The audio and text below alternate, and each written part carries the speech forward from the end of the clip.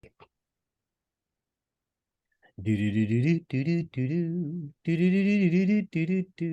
to the Wokelandia podcast, where we are exploring the injustice in social justice.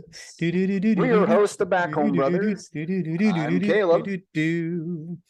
And I'm Joseph, and I'm the one who sings the intro song because Caleb can't remember what it is.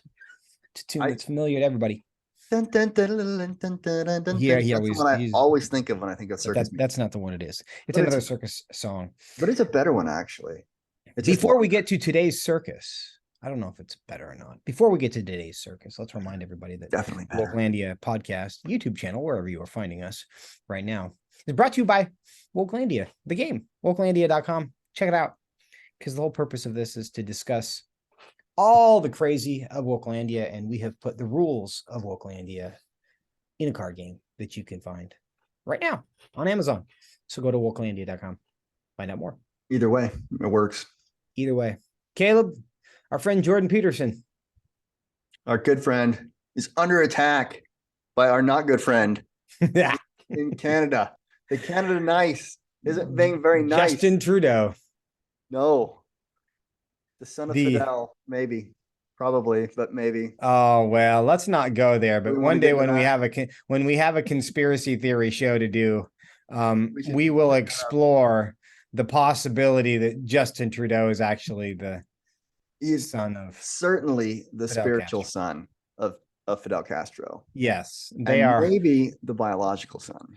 Yes, maybe. That's exactly right. Mm-hmm. But Caleb, why has Jordan Peterson found himself on the wrong side of Justin Trudeau? Yeah, this one annoys me a lot. Not surprisingly, Justin Trudeau and Justin Peterson don't see the world eye to eye. And that happens on this planet, even in our civilized Western society. But I don't know if it's directly from him. It doesn't really matter. We'll actually kind of talk about how direct some of these things are. But Canada is coming down hard on Jordan Peterson. In fact, the CPO, which stands for the College of Psychologists of Ontario, and they are in charge of licensing, as I understand it, in Canada. They are threatening to reject or revoke the license of Jordan Peterson. So Jordan Peterson is a psychologist. Yes, a psychologist, and was a professor. He is now no longer operating as a full-time professor at the University of Toronto. I think he's more of a talking head. He came into, I became aware of him. This is many years ago now, when Canada was debating pronoun laws, speech codes. And though he didn't say he would refuse to use preferred pronouns, though I think he should, he said that it was wrong to compel that. And that really was inflammatory. He is a interesting, really smart guy on all sorts of things. And now he's developed something of a following around his 12 rules for life. If you don't know who he is, where he's at, like, I don't know, is he conservative? Is that the right way to describe him? He's just kind of probably anti-authoritarianism and anti-speech codes, which is really where he came from. And certainly he is. He's allied himself with a lot of conservatives now. Yeah. And so now he finds himself being criticized very heavily by the leftists that run Canada. And they do run Canada, as we have discovered. For the most part, Canada is fully under their grip. They are threatening to take his license to practice psychology or psychiatry because he no longer fits what they want. And he has said some things that they don't like, specifically tweets that he's put out, public statements he's made about, one, transgenderism, which is the issue that he first threw him into the limelight, gender issues. And then secondly, specific criticisms of Justin Trudeau. And I have a couple of examples here I can show here in a second to talk about that. But this is worrisome to me. We're seeing give us those. Give us the examples. What do you say? Sure. We're seeing it in the United States. But let me go ahead and do a quick screen share here of some of these examples so you can see what got all this started off. And what I'm going to show here is from a tweet that got this started. And I think you can see it. It starts with Justin Trudeau talking. This was about 11 months ago when the embargo was on against COVID. And Trudeau was very controversial in the way he handled it. Those on the left kind of liked it. Those on the right really hated it. Justin Trudeau, or sorry, Jordan Peterson, one of those who hated it. We're going to go in chronological order and see what he said. So Justin Trudeau says in this tweet, February 8th of 2022, like I said, about 11 months ago, almost to the day actually, Canadians have the right to protest, to disagree with their government, and to make their voices heard. We'll always protect that right. And you can just feel the but coming, and it does come next. But let's be clear, which is another thing. Why do they say that before everything now? Everything they say that's not clear or that's terrible, they say, let's be clear. So, but as usual, let's be clear. And here it is. They don't have the right to blockade our economy or our democracy or our fellow citizens' daily lives. It has to stop. He's talking about the protests that were going on. This is a trucker protest, right? Yes, the trucker protests were mucking things up.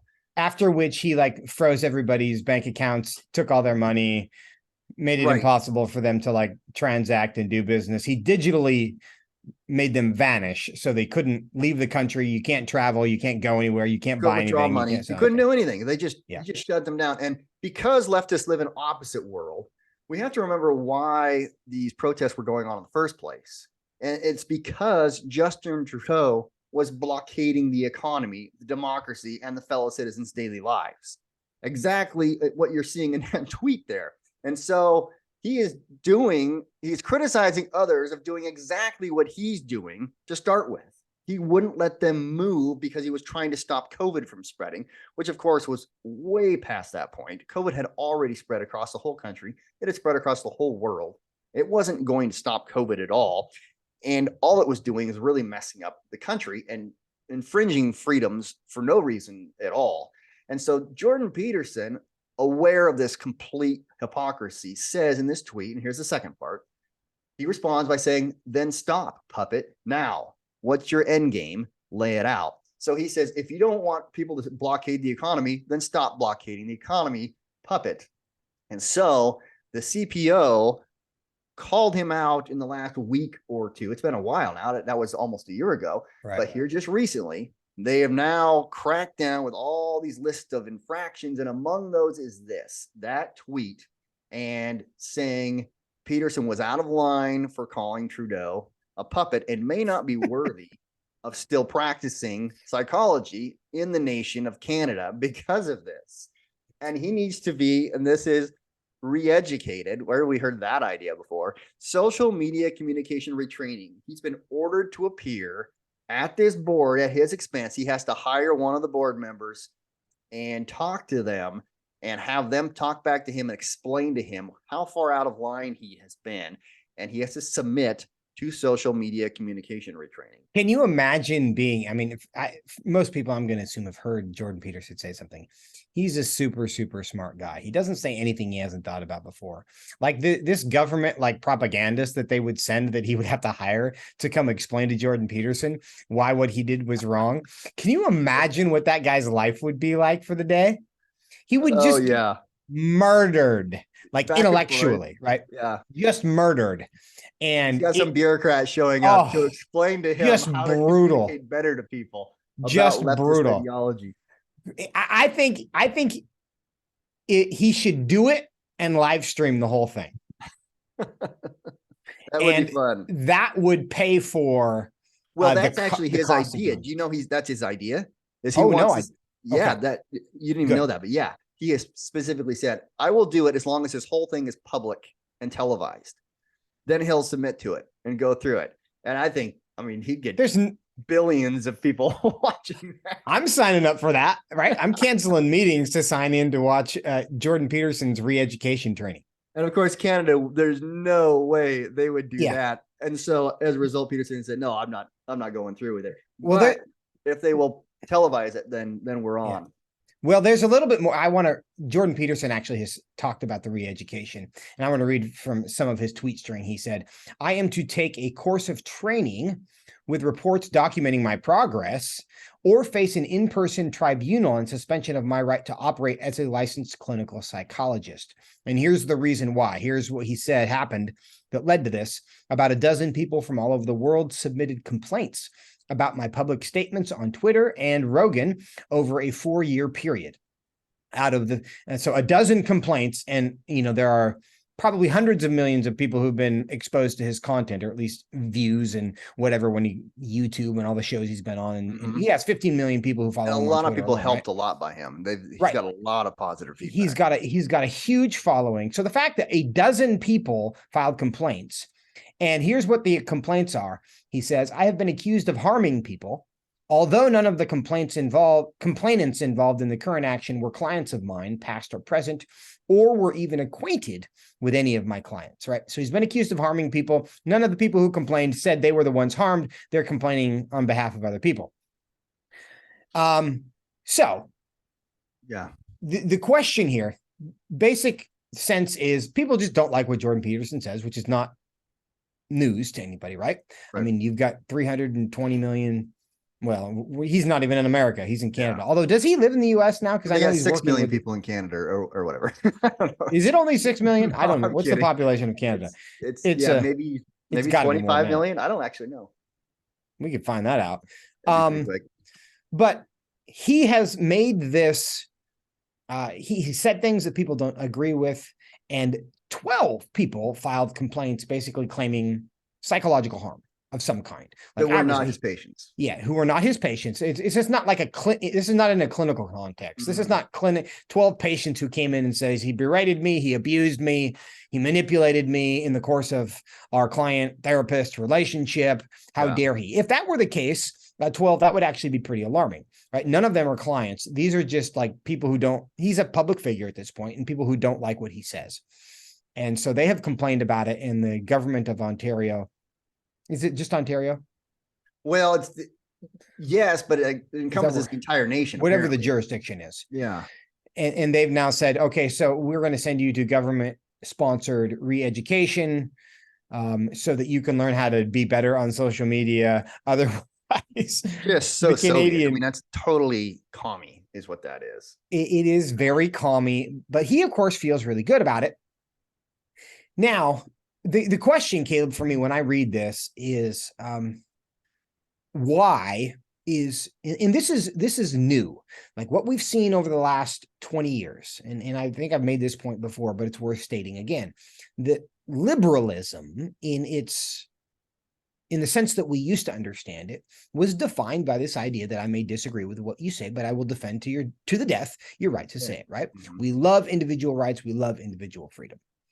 We've now gotten to the point where Justin Trudeau, who would certainly embrace the idea that he is a liberal, a progressive, left-winger, whatever title you want to use, he considers himself to be a very forward-thinking, progressive, liberal person, where he's now trying to get psychologists into retraining programs, threatening their license because of things that they say on social media. He referred to him as a puppet, right? I've heard much worse things said about political leaders than puppet. But this is grounds for this complaint. He could lose his license. How in your judgment, did we get from this place where liberals were defined by their support of free speech, and especially offensive, edgy, controversial free speech, to the point where you can have people complain about what you say on social media? We're not talking profane. We're not talking child pornography, none of that stuff. Just, I disagree with your opinion. I don't like your perspective. I'm going to complain about it. And so the government's going to intervene. How do we get that far? Yeah, I'm not sure that it was a progression, even though they use the word progressive as much. I mean, the left has always been that way.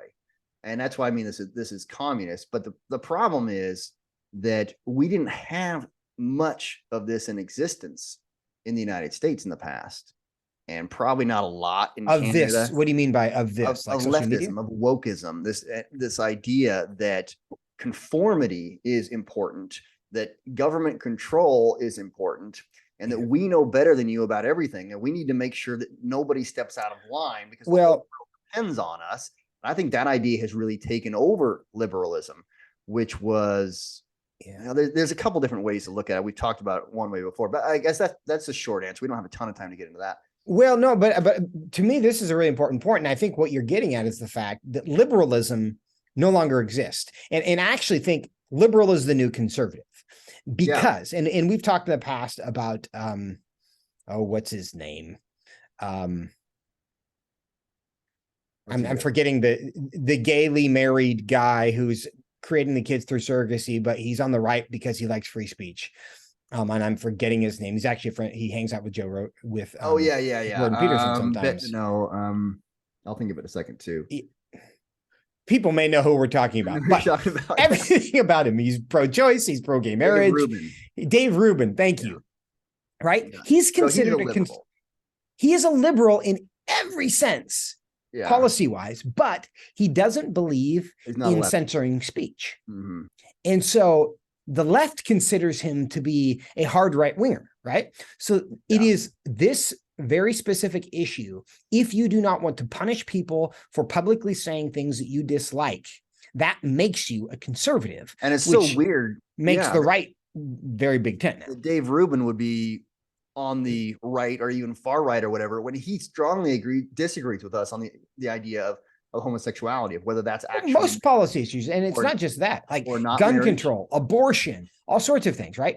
I think he agrees on gun control and abortion, I think. No, he's definitely pro-abortion. No, I mean he is not. I remember that. Okay. No, he is.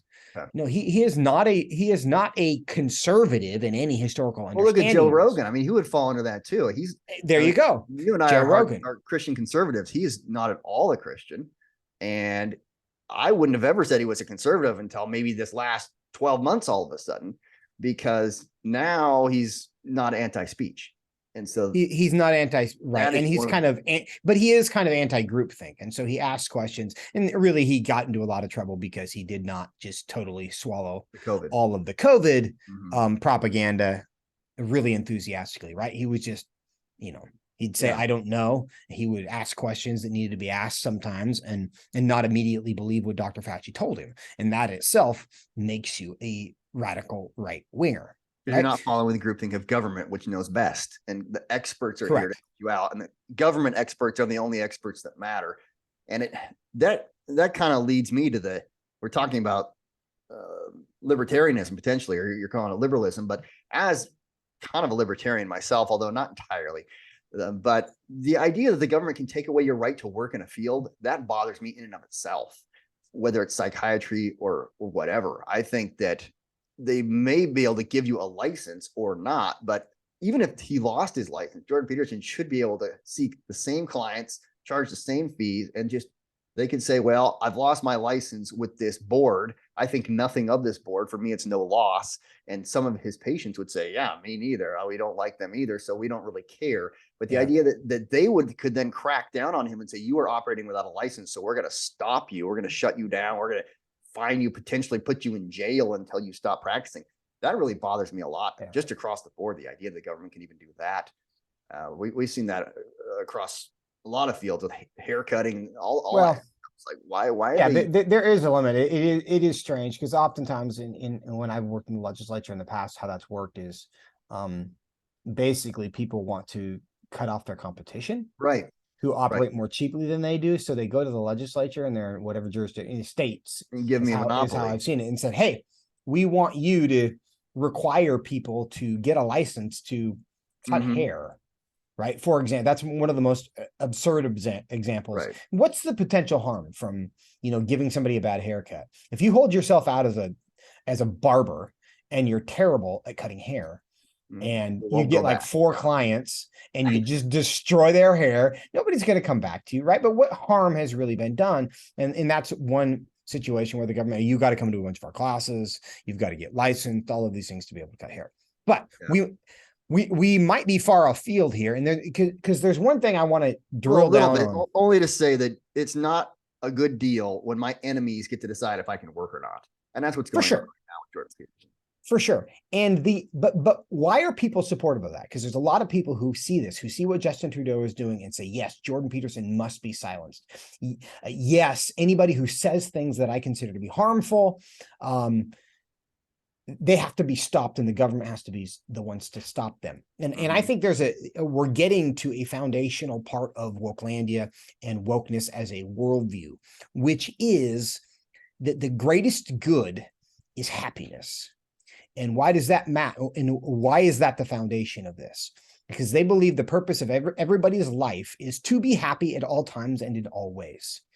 And psychological safety, never being challenged, never being criticized, never having to defend what you believe to a line of questioning that is critical, that would cause you to reevaluate the things that you think, that psychological disruption disrupts happiness.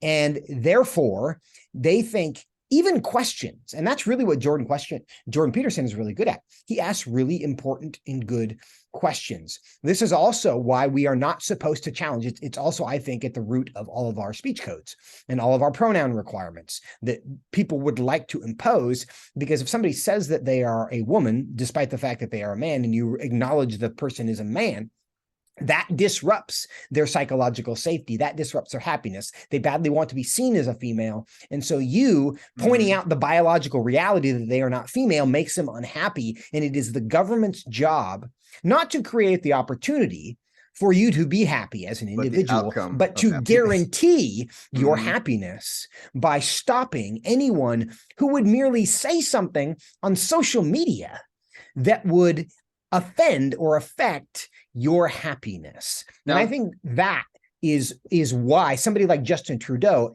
out of a very good conscience, will intrude and say, Jordan Peterson, you must be stopped because you are making people unhappy. It is my job to make them happy. But the thing is that immediately falls apart, because treating Jordan Peterson like that doesn't make him happy. So now we've got conflicting rights, because everybody has the right to be happy, but if you do this, this person will be unhappy. And if you don't do this, that other person will be unhappy. So how do you decide who gets the government making them happy? And I think we know the answer to that already. Well, I think there's an answer to that, is that in Wokelandia, and again, there's this, because this is much more than like a political perspective. This is a worldview, and inherent in the idea that people have a right to be happy is the idea that everybody is fine just the way they are. There's an assumption about human nature that no one needs to change. You shouldn't have to do things to make yourself happy. You should just be able to be happy exactly the way you are, in whatever state you are: low character, high character, disciplined, undisciplined, productive, unproductive. You have the inalienable human right to be happy, whether you're a winner or a loser, however you want to define those terms, right? And so, because that's their assumption, that everybody is fine just the way they are, no one needs to change, that the only bad people are the people who suggest that anyone needs to change. Which is almost everybody ultimately. Yes. I mean, and again, it does fall apart, but this is, I think we're trying to understand Wokelandia. Why does Justin Trudeau, why does he take this perspective? Because he would say that everyone, and the way they put it on the bumper sticker is they're born right the first time, right? Is you don't need to, there's nothing wrong with you. You don't need to be any different than you are right now, even if you definitely need to be different than you are right now. But they're going to say you don't need to be any different. You should be totally happy and joyful and content exactly as you are. And anybody who tells you otherwise is a problem, because they are interfering with your right to be happy. And they sincerely believe that if all the critics are silenced, that all of us will suddenly be happy. That the only reason that not everyone is just dancing unicorns and, playing harps and sitting on clouds and everyone is not happy is because people are allowed to judge. Yeah, and as soon as you get rid of all the judgment, then everyone is happy. And I think that is why, and Jordan Peterson, by virtue of being a critic of anything and saying there is a right way to live, there is a wrong way to live, there is a better way to live, there is a worse way to live, that is the worldview that must be crushed by government, so that those who are offended by the suggestion that there's something I could do differently to make my life better, they are protected psychologically from ever hearing anybody critique any of their decisions or beliefs. Yeah. And again, that the whole worldview falls apart, though, because you say to people, well, you have to change because nobody should have to change, except for you have to change, but nobody has to change, but you definitely have to change. And so it's like, that doesn't make sense. It's impossible. So how do they determine? Well, that's what Wokelandia is all about, is who has the most points. They determine who has to change and who's in the wrong based on your oppression points, based on your 6 classes, how you fall in, particularly if you have the conservative card. Right. And, well, you're the one that definitely has to change and you can't win anything. You need to change the way you are because you're outside of the orthodox worldview. And it's a religion in that sense, where they view everything as their church, because the left doesn't have a church. If you're a good analogy is if you are a pastor in a Christian church and you deny that Jesus rose from the dead, you're going to be kicked out of that church because it's like, you're outside of orthodoxy. This is a fundamental belief. You can't be here and preach that. I mean, we're not going to stop you from working elsewhere, but you can't work inside the church.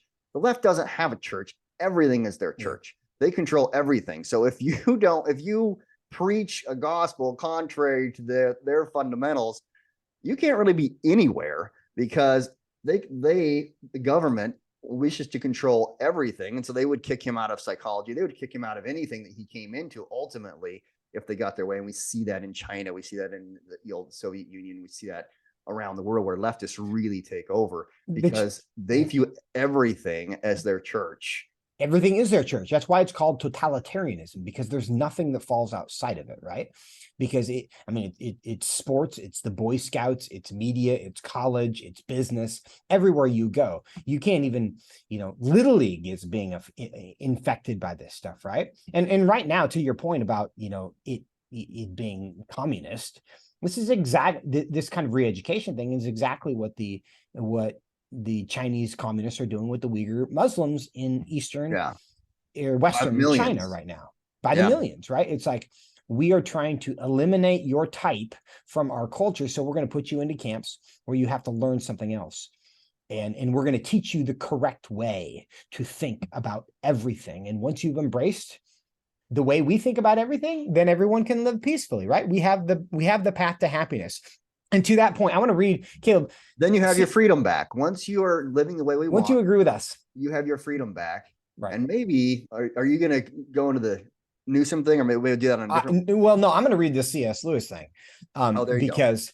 Because C.S. Lewis, of course, is just a genius. And he talked about this, and about the tyranny of sincere beliefs. He says, of all tyrannies, a tyranny sincerely expressed for the good of its victims may be the most oppressive. And this is what we're dealing with Justin Trudeau.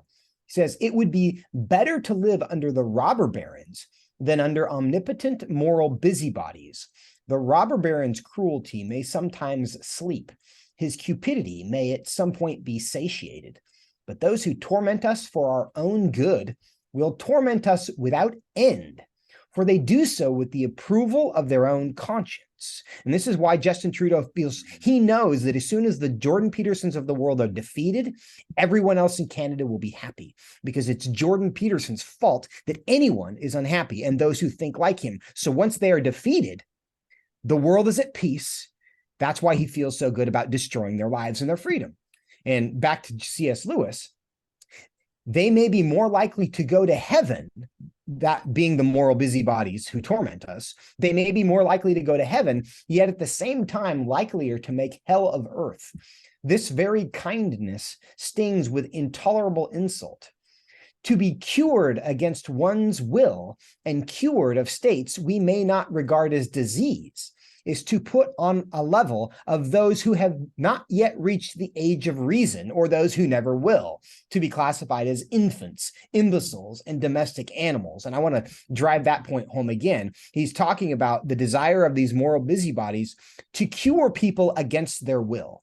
And that's what wokeness does writ large. That's Gavin Newsom in California. It's Justin Trudeau in Canada. Frankly, it's President Xi in China with a twist, right? We are trying to cure people against their will. The government decides you have a problem, it needs to be fixed. The person that they diagnose the problem in, like me, they would say, I have a problem they need to cure. I disagree that it's a problem, but they're going to cure me anyway. That's how they see half of the planet or more. That leads to an interesting point on this whole Jordan Peterson thing. They said some of them are saying he is unfit to be a psychologist because he is mentally unstable. And you can tell that he's mentally unstable. And this is a paraphrase, but this is almost exactly what they said. You can tell he's mentally unstable because he is risking his license to say these things that are unapproved by the government.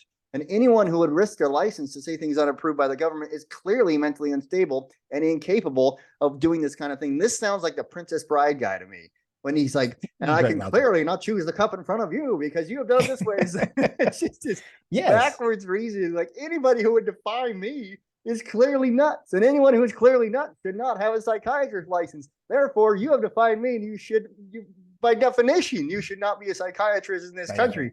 It's like, they're just making crap up and then throwing it out there and saying, see, it's true. Therefore, you can't work here. You're mentally unstable. And the state, yeah. And it all comes around to the baseline of, if you disagree with me, you are a risk to society. Yeah. There's something wrong to you. We need to fix you. And if we can't fix you, we have to banish you to outer darkness. We have to isolate you from the community. We have to protect the rest of the world from you. That's the way they view half of the country, 60% of the world. That's their perspective. And it comes from this idea that happiness is the greatest good. Everybody is fine just the way they are. The only people who have problems are the people who think there are problems, which is, and it's not just happiness, but my happiness and the happiness of my group. Of my group. Right. The rest of your happiness, so what? You guys are nuts. You don't deserve happiness anyway. You don't deserve it. You don't deserve the respect of that. And a lot of that, though not perfectly. And that's, you're not in my group. And a lot of that, of course, is racial and gender and LGBT and all of that stuff. But it fundamentally boils down to, and we've talked about the fact, and that's the rules of the game.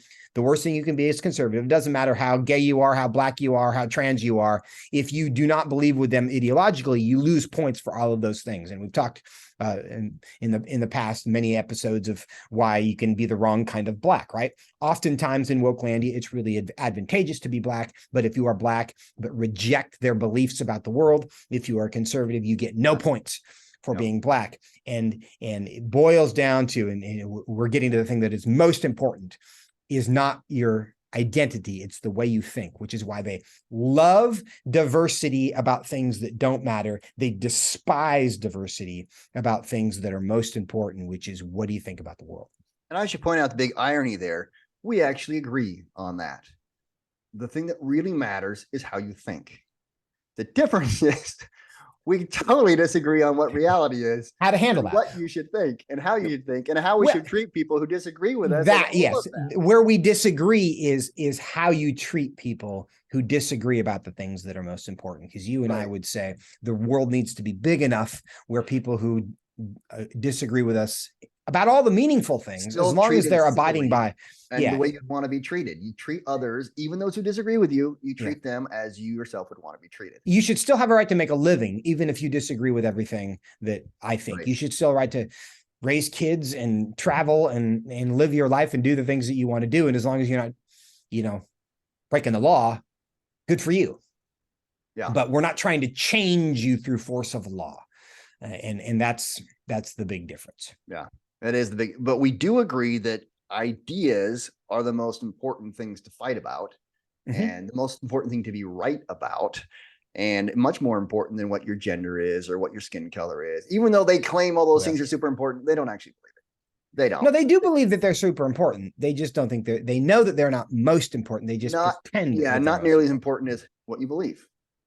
What you believe. They just happen to believe that everything we think is true is false. And I would, yes. And so I would say that those things are almost, well, are they meaningless? They're part of the way that we are created. And so I don't think it's right to say that they are meaningless. It's just that we shouldn't spend a whole lot of time. Not a point of emphasis in life. Worrying. It's not a point of emphasis. They would say it's a point of emphasis. A couple other things that I wanted to cover, I think we'll do next time though. But the idea of this squelching of speech coming from the government. We're seeing it so much in these Twitter files coming out. I've got this really interesting email that went straight to Facebook saying, why aren't you shutting them up? That is just so wrong. Maybe we'll get into that next time because it's going to take more than a few more minutes. But join us again, and we'll get into some more details about how the government has really been actively working to silence their enemies, their critics, the other side, which is not the proper role of government at all. I really do hope Jordan can get that thing live streamed. Yeah, I get that live. There's no way Canada would agree with that, but yes, that would be awesome. Maybe Justin Trudeau will do the do the re-education training himself. Yeah, well, as long as it's live streamed, then I'd That be would happy so, with that. so delicious. All right. Well, Yeah. thanks everybody for joining See you us. next time. We'll tune in live for the Jordan Peterson live retraining thing. If he That's does it, right. we'll definitely bring it to you. That's right. See you next time. Bye bye.